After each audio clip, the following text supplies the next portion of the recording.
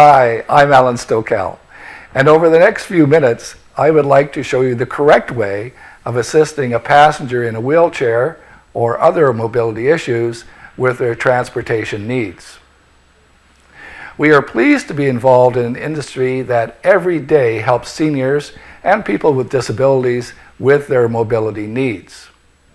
At Scarborough City Cab Care Accessible, our values are quality, safety, communication, integrity, mutual respect, and compassion, and of course, we're great people.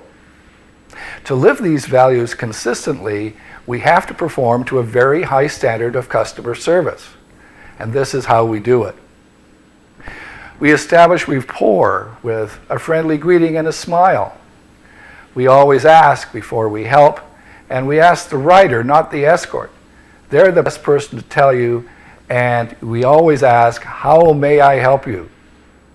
For all riders in a wheelchair, make sure the passenger's feet are on the foot plates and that any loose clothing will not drag or get caught in the wheels. Make sure that the wheels are locked and lower the ramp, making sure that the lips are fully extended. Parking on a level spot clear of water, ice, or snow will help both you and your passenger. So, how may I help you today, Bobby? A little bit of help getting into the van because I can't wheel myself in this chair. Safely push the passenger up the ramp and position the chair for securement facing forwards with the wheels locked.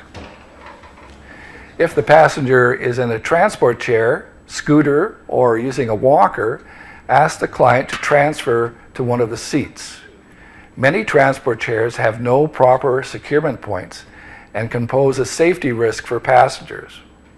One of the ways of telling if it is a transport chair is to check if it has all 4 small wheels. Always safely secure any assistive device as they can be dangerous in a sudden stop or collision. At this point, you are ready to secure the wheelchair passenger. The J hooks should be connected front and back with the belts not twisted and the J hooks connected on the metal frame parts closest to the seat on a solid frame. If the chair doesn't have connection points near the seat, then use the belt looping provided to secure the chair. Ideally, the restraints should be within 45 to 60 degree angles.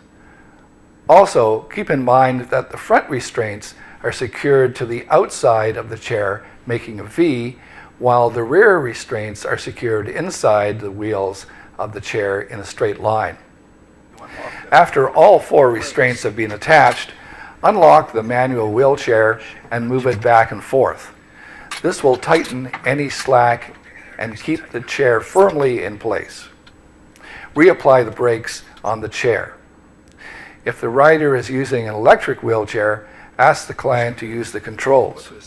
You should never operate a client's motorized device.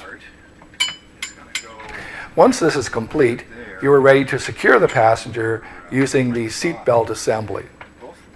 Remember, regardless of any belts on the seat of a mobility device, it is mandatory to make sure that each passenger is properly secured with the vehicle's lap belt and shoulder belt. This technique for assisting passengers with seat belts is to keep from any unnecessary physical contact and not to get into their personal space. Many passengers can attach the belts themselves. If you are applying the belt, always ensure that it's the back of your hand that is facing the rider. Also remember that posture belts found on some wheelchairs are not seat belts and will not protect passengers in the event of a collision. Some passengers may resist seatbelt use, but remember that unless the passenger has a valid reason not to be secured that is marked on your run sheet, you cannot proceed with the run until they're connected. In case the passenger is being difficult to deal with, remain calm and professional at all times. Your aim is the safety of the rider and to follow the rules of the road. Try to explain at once but if the passenger continues to insist, do not engage in an ongoing debate. In cases of conflicting information, always remember to contact your dispatcher before departure. And don't forget to complete an incident report. Once you have completed the boarding procedure, ask your passenger if they are comfortable So are you and ready to go now? Yep, no To problem. properly deboard your passenger, start by safely removing the seatbelt, making sure that when you do, it does not come in contact with other passengers.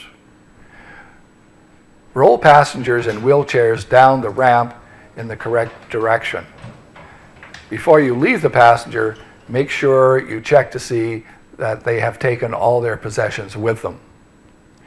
You must accompany all passengers inside the first set of accessible doors to complete your run, and if this is a hand-to-hand run, you will have to get a signature before you leave. Always watch and remain on site until your passenger gets safely inside their destination. If for some reason you're unable to see the client go through the first set of accessible doors into the building, such as they go through a garage but the garage door is closed, then you must contact the dispatcher immediately and inform them. Remember, before leaving the customer, always ask if you can be of any further assistance and thank them. Is there anything else I can do for you, Bobby, today? No, thank you, I'm okay, thank you so much. Following these steps will allow you to provide the very best in customer care, increase the number of compliments you receive, and reduce the possibility of complaints. But most of all, it will make your work much easier when you know you are always following the correct procedures. Thank you for watching this video.